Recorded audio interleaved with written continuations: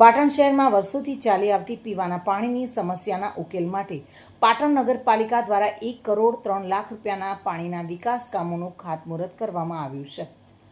શહેરના 17 વિસ્તારોમાં નવી પાણીની પાઇપલાઇન અને 2 નવા બોરવેલ બનાવવામાં આવશે। પાટણ નગરપાલિકા દ્વારા 15મા નાણાં પંચની ગ્રાન્ટ હેઠળ શહેરના વિવિધ વિસ્તારોમાં પીવાના પાણીની સુવિધા મજબૂત બનાવવા માટે રૂપિયા 1 કરોડ અને 3 લાખના વિકાસના કામો હાથ ધરવામાં આવ્યા છે।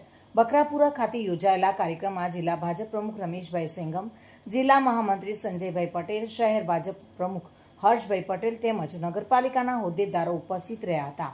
આ યોજના હેઠળ બકરાપુરા, રામનગર, રોટરીનગર, મોતીસા સહિત પાણીની તંગી ધરાવતા વિસ્તારોમાં નવી પાઇપલાઇન અને બોરવેલની કામગીરી કરવામાં આવશે, જેના કારણે વર્ષોથી ચાલતી પાણીની સમસ્યાનો કાયમી ઉકેલ આવવાની આશા વ્યક્ત કરવામાં આવી છે। નગરપાલિકાના હોદ્દેદારોએ જણાવ્યું હતું કે કામગીરી ગુણવત્તાયુક્ત અને સમય મર્યાદામાં પૂર્ણ થાય તે માટે કોન્ટ્રાક્ટરોને સૂચના આપવામાં આવી છે। કાર્યક્રમમાં મોટી સંખ્યામાં સ્થાનિક રહીશો, કાર્યકર્તાઓ અને નગરસેવકો હાજર રહ્યા હતા।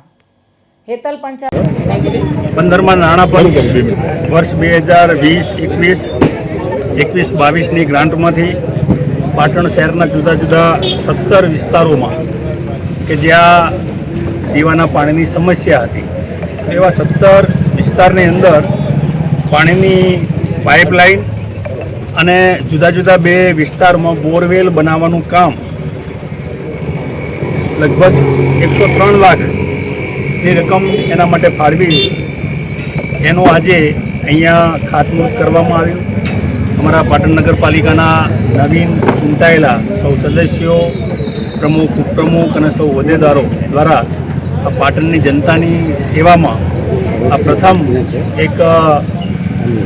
પગથિયું કહી શકાય એવું સારું કામ આજના દિવસે એનો શુભારંભ થઈ રહ્યો છે। હજુ અગાઉના સમયમાં પણ ખૂબ બધા આવા વિકાસના કામો પાટણ શહેરની જનતાની સુવિધા।